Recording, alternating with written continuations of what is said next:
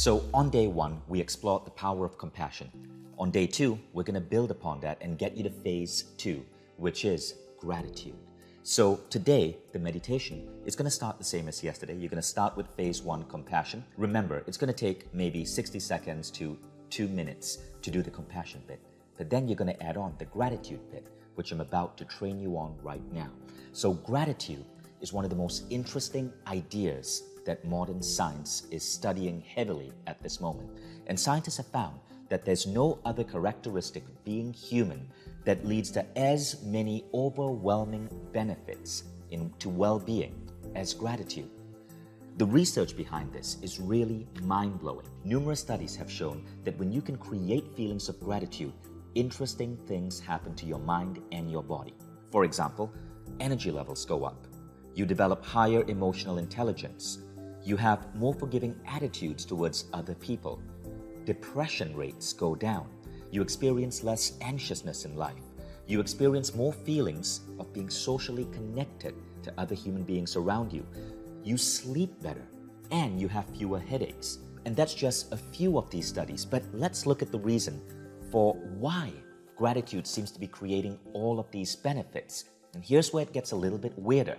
See, if you think about the way society has trained us to understand happiness, especially modern Western society, we've created this situation where we attach our happiness often to goals that we are meant to attain in the future. That car that we want to buy, that next promotion, that person whom we want to marry. We attach our happiness to these goals which are going to happen in the future. Now, the entrepreneurial coach, Dan Sullivan, talks about an idea called the gap. And he says that there is this situation that we experience in life where there's a gap between where we are now and where we intend to be. And most people say, I'm going to be happy when I cross that gap. I'm going to be happy when I make that vacation to Spain. I'm going to be happy when I marry her. I'm going to be happy when I can afford that red car. But here's the problem, right? Human beings are goal-driven machines. And so as you move towards these goals, here's what happens. Just like the horizon, the goals keep extending away from you. We never hit those goals. We keep chasing this gap that continuously moves ahead of us. You can't catch the horizon. You can't bridge that gap. Never. And this creates a feeling of postponing your happiness indefinitely. Now, Dan Sullivan says, well, forget about this gap. Instead, look at this gap. Train yourself to not just pay attention to where you're going to go, but to appreciate how far you've come. Think about your reverse gap. Who were you as a man or woman a year ago? What have you learned? Who were you 2 years ago? How much has your business grown or your career taken off? Who were you 10 years ago? What have you learned about life and wisdom and love? Pay attention to that reverse gap. And now, when you're thinking about that reverse gap, that is gratitude. Gratitude is simply reflecting on what has happened in the past, the last 24 hours, the last week, the last month, the last decade, and expressing appreciation for how much it has benefited you. Now, a lot of people think gratitude simply means celebrating the amazing, epic things that happen in your life. No. You see, celebrating completing a marathon or celebrating having an incredible breakfast with a close friend can create the same levels of gratitude. It's not the size of the goal that matters. It's your appreciation for that goal. You can train yourself to experience gratitudes and elevated feelings of joy because a coworker brought you an incredible cup of coffee as a treat that morning.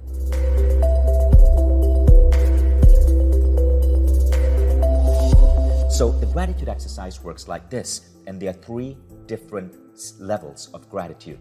Level 1 is the easiest level. You're simply going to think about 5 things that you're grateful for in your personal life. Now, this is easy.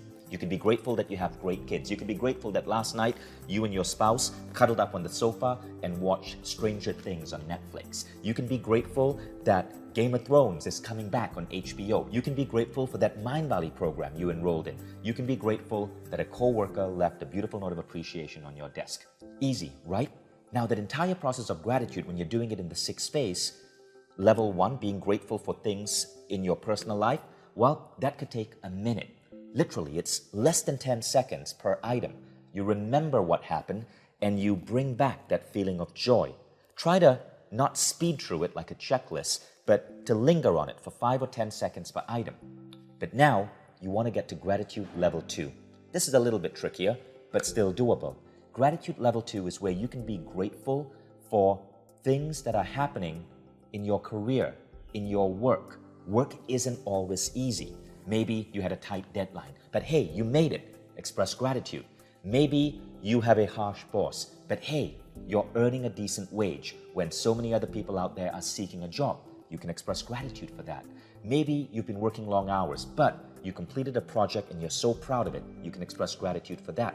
Now, if you have a phenomenal job, you can also express gratitude for the incredible things happening every single day in your work or career.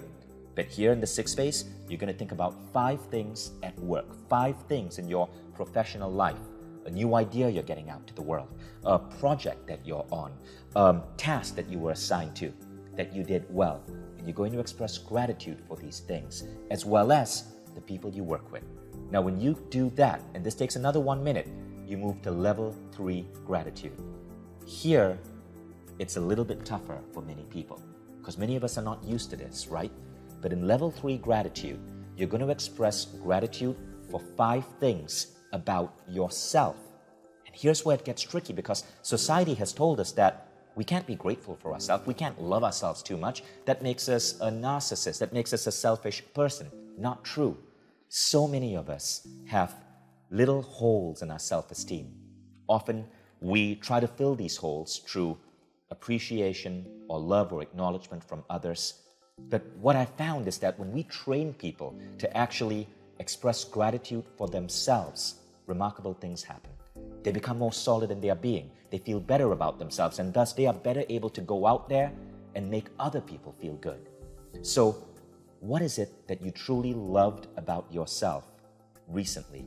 Is it the way your hair stays looking great, even when you've been soaked in the rain? Is it your incredible sense of dress? Is it the fact that you never forget someone's birthday? Is it the fact that you never miss a workout?